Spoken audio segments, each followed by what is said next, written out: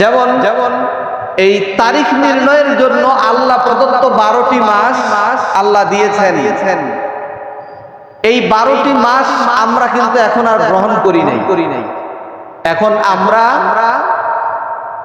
গ্রহণ করেছি খ্রিস্টীয় বছর,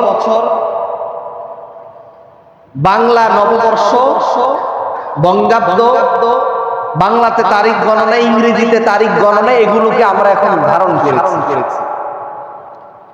এখন খুব কম সংখ্যক মানুষ এমন পাওয়া যাবে যারা আজকে বলতে পারবে মুহররম এখন কোন মাস চলছে, আরবি। অথচ যেটা আল্লাহ দিয়েছেন এটাকে বাতিল করার জন্য ইহুদিরা, খ্রিস্টানরা তাদের আয়োজনে তারা এক ধরনের গণনার জন্য মাস তৈরি করেছে, যেগুলোকে এখন আমরা সবচেয়ে বেশি দাম দিয়ে থাকি, এবং পুরো পৃথিবী চলছে ওই হিসেব মতে। ইংরেজি হিসেব মতে আপনার পুরো পৃথিবী এখন চলে। আপনি যদি এই 12 মাসের ইংরেজি 12 মাসের নাম নিয়ে যদি গবেষণা করেন তাহলে দেখবেন খ্রিস্টানদের বিভিন্ন দেবতার নাম করে তারা তাদের মাসের নামগুলোকে ধারণ করেছে। জানুয়ারি, ফেব্রুয়ারি, মার্চ, এপ্রিল, এই যে নামগুলো, এই নামগুলো এক এক দেবতার নামে, তাদের দেবতার নামে একটু পরিবর্তন এনে আপনার তারা এগুলো মাস হিসেবে গণনায় দিয়েছে, যাতে করে ইহুদি, খ্রিস্টান, মুসলিম সব ধরনের মানুষ যেন তাদের দেবতার নাম উচ্চারণ করে, এগুলো এজন্য মাসের সাথে যুক্ত করে দিয়েছে।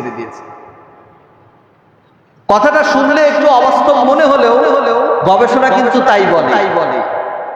ইতিহাসটা এমন কথাটাই বলে যে এই মাসগুলোর নাম কোনো না কোনো দেবতার নামকে অনুসরণ করে দেওয়া হয়েছে। অথচ আল্লাহ সুবহানাহু ওয়া তাআলার কাছ থেকে 12টি মাস, দেখেন ইহুদি খ্রিস্টানরা যে মাস বানিয়েছে তারা কিন্তু 12 মাস 13 মাস বানাতে পারে না।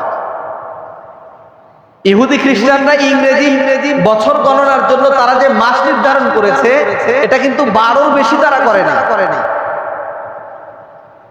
12র বেশি করতে পারে নাই, কারণ আল্লাহ দিয়েছেন বছর গণনার জন্য 12 মাস, 12 মাসে এক বছর। এটার ব্যত্যয় তারা ঘটায়নি। এবং মাস 30 হবে, মাস 30 হবে, 29 হবে, তারাও এটাকে মোটামুটি ঠিক রাখার চেষ্টা করেছে।